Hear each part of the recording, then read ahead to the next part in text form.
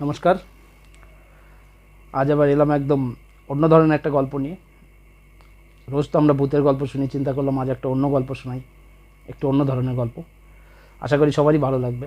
শুনুন, খুব ভালো লাগবে। আমরা চলার পথে আজকে সবসময় চিন্তা করি যে আমার ভাগটা কোথায়, আমার কী হবে। ইভেন আমিও চিন্তা করি, আমরা সবাই, ম্যাক্সিমাম লোক আজকে দুনিয়া ঠিক এরকম জায়গাতেই পৌঁছে গেছে। সবসময় আমরা চিন্তা করি যে আমাদের কী হবে, আমার কী হবে, আমার মানে নিজের ব্যাপারটা সবসময় আগেই চিন্তা করি। তো আজকের গল্পটা সেই জিনিসটার ওপরেই, যে সবসময় নিজের জিনিসটা চিন্তা করতে নেই, আর চিন্তা না করলে উপরওয়ালা কী করে তার সঙ্গে, সেটার ওপরেই গল্পটা শুনতে থাকুন। আসুন শোনা যাক। একজন কাজ করতো একজনের বাড়িতে, ভীষণ বড় মালিকের বাড়িতে একজন কাজ করতো। তার বাড়ির সমস্ত রকম কাজবাজ করতো। আর ঠিক সন্ধেবেলায় মালিকটা তাকে যে পয়সাটা দিত, তাতেও বাড়িতে যাওয়ার সময় বাজার করে নিতে হতো। ঠিক ওইটুকুনি পয়সা হতো যে রাত্রে খেত, আর সকালবেলা খেয়ে দুপুরবেলা খাবারটা নিয়ে আসবে, ঠিক ওইটুকুনি পয়সাই ও পেত। তো সকালবেলা 2টো রুটি, রাত্রের 3টে, আর দুপুরবেলার 3টে, 8টা রুটি বানাতো। তো 8টার থেকে 3টে খেয়ে নিয়েছে, তাহলে আর কটা থাকে? 5টা। 5টা, 2টো সকালে খাবে আর 3টে দুপুরে খাবার নিয়ে যাবে ও লাঞ্চের জন্য। এবার হট করে একদিন, এরকম চলতে যাচ্ছে ওর জীবন, এরকম চলেই যাচ্ছে। হট করে একদিন রাত সকালে উঠে দেখলো একটা রুটি কম। হ্যাঁ, তো চিন্তা করলো হয়তো রাত্রে গুনতে আমি ভুল করেছি। তারপরে পরের দিন সেম কেস, আবার একটা কম। তো এরকম 2-3 দিন হতে গেছে, একটা করে রুটি কম হয়ে যায়। তখন ও চিন্তা করলো আজকে রাত্রেবেলা দেখতে হবে রুটিটা কোথায় যাচ্ছে। তো রাত্রেও জেগে আছে, দেখে একটা ইঁদুর একটা রুটি নিয়ে যাচ্ছে, ওর খাবারের ওখান থেকে একটা রুটি নিয়ে চলে যাচ্ছে। এবার তখন ইঁদুরটাকেও ধরলে ইঁদুরটাকে বলছে যে তোর জন্য আমার না খেয়ে থাকতে হয়, তোর জন্য আমার অর্ধেক পেট খেয়ে থাকতে হয়। তখন ইঁদুরটা বলছে, ভাই তার জন্য তুই আমার পেটে কেন লাথি মারছিস? হ্যাঁ, আমার পেটে কেন লাথি মারছিস? তারপর তখন এই ছেলেটাও চিন্তা করে যে ব্যাপারটা তো একদম ঠিক, আমি আমার স্বার্থের জন্য এর পেটে কেন লাথি মারছি। তখন বললো, তাহলে তোর পেটে লাথি না মারলে তো আমার পেট খালি থাকতে। তো দুজনের মধ্যে কথাবার্তা হলে তখন ইঁদুরটা বলে, তোর এই প্রশ্নের জবাব একজনই দিতে পারে। ও বলছে, কে? বলছে, গৌতম বুদ্ধ। গৌতম বুদ্ধ অনেক দূরে থাকে, তার আশ্রম। ছেলেটা কী করলো, পরের দিনকে মালিকের সঙ্গে কথাবার্তা বলে ছুটি নিয়ে তার পরের দিনকে কিছু খাবার দাবার নিয়ে গৌতম বুদ্ধের সঙ্গে দেখা করার জন্য হাঁটা শুরু করলো। জঙ্গলের মধ্যে দিয়ে হাঁটতে হাঁটতে হাঁটতে হাঁটতে হাঁটতে যখন রাত হয়ে আসতে, মানে সন্ধে হয়ে গেছে, তখন দেখলো জঙ্গলের মধ্যে কোথায় থাকি একটা বাড়ি খুঁজে পেয়েছে। তো ওই বাড়িতে নক করলে একজন ভদ্রমহিলা বাইরে বেরিয়েছে। বাইরে বেরোলে ভদ্রমহিলাকে বলছে কি, যে আমি এরকম গৌতম বুদ্ধের সঙ্গে দেখা করতে যাচ্ছি, আমার একটা প্রশ্ন আছে, যদি আজকে রাত্রে আমাকে একটু থাকতে দিতেন, আমি সকালে আবার চলে যেতাম। তো ভদ্রমহিলা বলল, ঠিক আছে, থাকতে দেবো। তো রাত্রেবেলা যখন খেতে দিয়েছে ওনাকে, খাবার যখন খাচ্ছে সবাই একসঙ্গে, ভদ্রমহিলা ওকে বলছে, দেখো বাবা, আমারও একটা প্রশ্ন আছে, তুমি যদি গৌতম বুদ্ধকে জিজ্ঞাসা করে আসতে তাহলে খুব ভালো হতো। তো বললো, হ্যাঁ বলুন, কী প্রশ্ন? বলছে, আমার এই রাজ্যে সবাই মারা গেছে, আমি আর আমার মেয়েই বেঁচে আছি, ইভেন রাজাও মারা গেছে, কিন্তু আমার মেয়ে খুবই সুন্দরী, কথা বলতে পারে না। তো গৌতম বুদ্ধকে জিজ্ঞাসা করবে যে আমার মেয়ে কবে কথা বলতে শিখবে। হুম। তো বললো, ঠিক আছে, আমি দেখা হলে জিজ্ঞাসা করবো। বলে পরের দিন সকালে যথারীতি উনি রাস্তা দিয়ে হাঁটতে শুরু করেছে। হাঁটতে হাঁটতে হাঁটতে হাঁটতে একটা বড় নদী পড়েছে, বড় নদী। নদী কাছে পার হতে হবে, নদীর কাছে গিয়ে দেখছে একটা কচ্ছপ বসে আছে। কচ্ছপটাকে বলছে যে, ভাই, আমি গৌতম বুদ্ধের সঙ্গে দেখা করব, আমাকে নদীটা একটু পার করে দেয়, আমার একটা প্রশ্ন আছে, আর আমি রাত্রে একজনের কাছে ছিলাম, তার একটা প্রশ্ন আছে, 2টো প্রশ্ন আছে, আমি জিজ্ঞাসা করতে যাবো, আমাকে একটু নদীটা পার করে দেবো। তখন কচ্ছপটা বলছে যে, আমি পার করে দিতে পারি, আমারও একটা প্রশ্ন আছে, যদি তুই জিজ্ঞাসা করিস তাহলে আমি পার করে দেবো। তো বললো, ঠিক আছে, আমি জিজ্ঞাসা করবো, জিজ্ঞাসা না করার কী আছে, যখন আমি যাচ্ছি জিজ্ঞাসা করে আসবো। তো কচ্ছপ পিঠে করে পার করতে করতে ওকে বলছে আমি 500 বছর ধরে এই নদীতে ঘুরে বেড়াচ্ছি, আমি ড্রাগন হতে পারছি না। তো গৌতম বুদ্ধকে জিজ্ঞাসা করবে যে আমি কবে ড্রাগন হব। হুম। তো বললো, ঠিক আছে, আমি জিজ্ঞাসা করবো। বলে নদীর ওই পারে যখন ছেড়ে দিয়েছে, এবার ওখান থেকে আবার হাঁটা শুরু করেছে।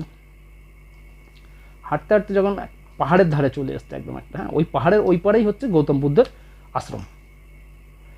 তখন পাহাড়ের ধারে দেখছে একজন ম্যাজিশিয়ান ম্যাজিক দেখাচ্ছে, হ্যাঁ ম্যাজিক দেখাচ্ছে, মানে যাকে তাকে হাওয়াতে বসিয়ে উড়িয়ে দিচ্ছে, হ্যাঁ এরকম দেখাচ্ছে ম্যাজিক। তো ম্যাজিশিয়ানকে বলতে, দেখুন আমি গৌতম বুদ্ধের সঙ্গে দেখা করতে যাব, আমার একটা পার্সোনাল প্রশ্ন আছে, আর আমি রাত্রে একজনের কাছে ছিলাম, তার একটা প্রশ্ন আছে, আমাকে নদী পার করে দিয়েছে একটা কচ্ছপ, তার একটা প্রশ্ন আছে, আপনি যদি পাহাড়টা পার করে দিতেন আমাকে এই চাদরে বসিয়ে, তাহলে আমি একটু গৌতম বুদ্ধের সঙ্গে দেখা করতাম, আমার খুব উপকার হতো। তো বলছে ভাই আমি পার করে দিতে পারি, আমারও একটা প্রশ্ন আছে, তুই জিজ্ঞাসা করে আসবি। তো বলছে হ্যাঁ অবশ্যই জিজ্ঞাসা করবো। তো ওই লোকটা বলছে যে আমি 1000 বছর ধরে এখানে ম্যাজিক দেখাচ্ছি, 1000 বছর ধরে বসে আছি, আমি স্বর্গে যেতে পারছি না। তো গৌতম বুদ্ধকে জিজ্ঞাসা করবি যে আমি স্বর্গে কবে যাব মরে। তো বললো ঠিক আছে আমি জিজ্ঞাসা করবো। যথারীতি পাহাড় পার করে দিয়েছে, পাহাড় পার করে যখন ওই পারে গেছে, তখন গৌতম বুদ্ধের আশ্রমে শিষ্যরা দেখেছে, বলেছে শিষ্যদেরকে আমি এই জায়গা থেকে এসছি, এই ব্যাপার। তো বসতে দিয়েছে, জল দিয়েছে, গৌতম বুদ্ধের কাছে খবর গেছে যে এরকম এরকম ব্যাপার।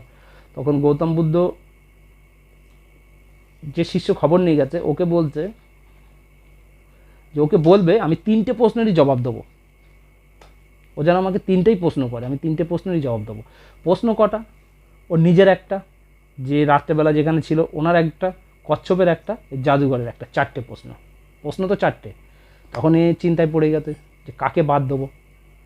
চিন্তা করতে করতে দেখলো যে এই মেয়েটার সারা জীবনের ব্যাপার, কথা বলতে পারছে না, এ 500 বছর ধরে নদীতে বসে আছে, এ 1000 বছর ধরে বসে আছে, আমার তো সামান্য একটা রুটির ব্যাপার, আমারটাই বাদ দিয়ে দিই, আমারটাই বাদ দিয়ে দিই, বাকি এদের 3জনেরটাই জিজ্ঞাসা করি। নিজের প্রশ্নটা বাদ দিয়ে দিল, দিয়ে গৌতম বুদ্ধকে যখন এসছে গৌতম বুদ্ধ যথারীতি তখন জিজ্ঞাসা করেছে। জিজ্ঞাসা করলে সব গৌতম বুদ্ধ সব কিছু শোনার পরে বলছে তুমি যাওয়ার সময় প্রথম তোমার সঙ্গে এই ম্যাজিশিয়ানের দেখা হবে, একে বলবে যে ওর হাতে যে ছড়িটা আছে ওই ছড়িটা ফেলে দিতে, ওই ছড়িটা ফেলে দিলে স্বর্গে চলে যাবে। আর কচ্ছপকে বলবে যে ওর পিঠের ওপরে যে কভারটা আছে কভারটা যেন টেনে তুলে ফেলে, কভারটা টেনে তুলে ফেললে ও ড্রাগন হয়ে যাবে। আর তারপরে গিয়ে যখন তুমি জঙ্গলে ওই রানীর সঙ্গে দেখা হবে ওকে বলবে যে ওর মেয়েকে বিয়ে দিয়ে দিতে, ওর মেয়েকে বিয়ে দিয়ে দিলে আর মেয়ে কথা বলা শিখে যাবে, যেদিনকে বিয়ে হবে সেদিন থেকেই কথা বলতে পারবে। সমস্ত কিছু শুনে গৌতম বুদ্ধের সঙ্গে কথাবার্তা বলে সমস্ত কিছু শোনার পরে যথারীতি উনি চলে এসছে। আসতে পাহাড় যখন পার হয়েছে তখন এই ম্যাজিশিয়ানের সঙ্গে দেখা হয়েছে। তো ম্যাজিশিয়ানকে বলেছে যে গৌতম বুদ্ধ বলেছেন যে তোমাকে এই ছড়িটা ফেলে দিতে, এই ছড়িটা যদি তুমি ফেলে দাও তাহলে তুমি ডেফিনেটলি স্বর্গে চলে যাবে। তবু তখন ম্যাজিশিয়ান বলতে যে দেখ এই ছড়িটার খুব ক্ষমতা, খুবই ক্ষমতা, এক কাজ কর তুই এই ছড়িটা তুই নিয়ে নে, এই ছড়িটার আমার দরকার নেই, এই ছড়িটা তুই নিয়ে নে। তো ওকে ছড়িটা দিয়ে দিলে ওর পিঠে যে ঝোলাটা ছিল ঝোলার মধ্যে ছড়িটা ঢুকিয়ে নিয়ে হাঁটতে শুরু করলে এইবার বেশ কিছুদিন যাওয়ার পরে যখন নদীর কাছে এসছে, নদীতে আসলে কচ্ছপের সঙ্গে দেখা হয়েছে। কচ্ছপের সঙ্গে যখন দেখা হয়েছে কচ্ছপকে যখন বলেছে, কচ্ছপটা ওকে বলছে যে ওপরের তাহলে কভারটা কে তুলবে, তুই আছিস, তুই একটু তুলে দে কভারটা। তখন লোকটা কভারটা যখন তুলেছে ওর মধ্যে প্রচুর পরিমাণ হিরে মানিক জহরাত এই সমস্ত ছিল। তখন কচ্ছপটা বলতে দেখ ভাই আমি তো ড্রাগন হয়ে গেছে, আমার এসব কোনো কাজে লাগবে না, এসব সব তুই নিয়ে নে। তো ও সবগুলো ওর পিঠে যে ঝোলা ছিল ওর মধ্যে ঢুকিয়ে নিয়েছে, যেটা করে খাবার নিয়ে এসেছিলো সব কিছু ওর মধ্যে ঢুকিয়ে নিয়েছে। ঢুকিয়ে যথারীতি হাঁটতে শুরু করলে রাজবাড়িতে পৌঁছেছে। তো রানীকে গিয়ে বলল যে গৌতম বুদ্ধ বলেছে আপনার মেয়েকে বিয়ে দিয়ে দিতে, যেদিন বিয়ে হয়ে যাবে সেদিন থেকে কথা বলা শুরু করে দেবে। তখন রানী চিন্তা করলো যে বলছে ওকে যে আমার আশেপাশে তো আর কেউ নেই, আর এত সুন্দর একটা খবর যখন তুমি নিয়ে এসছো আমার মেয়েকে তুমি বিয়ে করো, হ্যাঁ তোমার সঙ্গে বিয়ে দিয়ে দিই। তো মেয়েকে ওর সঙ্গে বিয়ে দিয়ে দিয়েছে, মেয়ে যথারীতি কথা বলা শিখে গেছে। তখন লোকটা বসে চিন্তা করছে যে আমি একটুখানি স্বার্থ ত্যাগ করেছিলাম আমার নিজের, এর জন্য আমি কী পেলাম। ছড়িতে পেল ক্ষমতা, তাই না, কচ্ছপের কাছ থেকে পেল পয়সা, আর এই রানীর কাছ থেকে পেল সংসার। একটা মানুষের জীবনে দরকার কি? পয়সা, ক্ষমতা আর সংসার, তিনটে জিনিসই পেয়ে গেছে। কিন্তু উনি যদি বাই মিস্টেক এই তিনজনের মধ্যে থেকে নিজের চিন্তা আগে করতো, একজনকে বাদ দিত, তাহলে কিন্তু হতো না। হতো কি? সম্পূর্ণ হতো না ওনার জীবন। যে এই যে তিনটে জিনিস পেত না। আর নিজের স্বার্থটা বাদ দিয়েছিল, এর জন্য জীবনটা ভালো জায়গায় চলে গেল। এর জন্য আমরা চলার পথে সবসময় চিন্তা করতে থাকি যে আমার কি হবে, আমারটা কী হবে। সবসময় এটা চিন্তা করতে হবে যে ভগবান বা ঈশ্বর বা আল্লাহ, গড, তুমি যাকেই মানো, সে তোমার সঙ্গে যেটা করছে সেটা বেটার, সেটা ভালোর জন্যই করছে। এটা যদি কেউ চিন্তা করে, আর আমি সবাইকে বলছি যে পৃথিবীতে যেটা আপনার সঙ্গে হচ্ছে সেটা ভালোর জন্যই হচ্ছে, সেটাকে অ্যাকসেপ্ট করতে শিখুন। কিন্তু এর জীবনে হার মানবেন না, তাহলে দেখবেন জীবন অনেক সহজ হয়ে গেছে। আমরা বেকারি আননেসেসারি জীবনকে একদম কঠিন করে নিই, বেশি ডিপ্রেশনে চলে যাই, বেশি চিন্তা করি, কোনো প্রয়োজন নেই। লাইফে যদি আপনি কর্ম ঠিক করেন, আপনাকে কেউ হারাতে পারবে না, কেউ না। এরকম বহুত গল্প আছে, দেখি যদি দর্শকরা রেসপন্স দেয় আমি আরও অনেক গল্প শোনাতে পারবো। এরকম অনেক গল্প আছে, আশা করি আপনাদের ভালো লাগলো।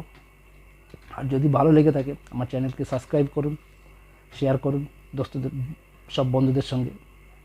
নমস্কার।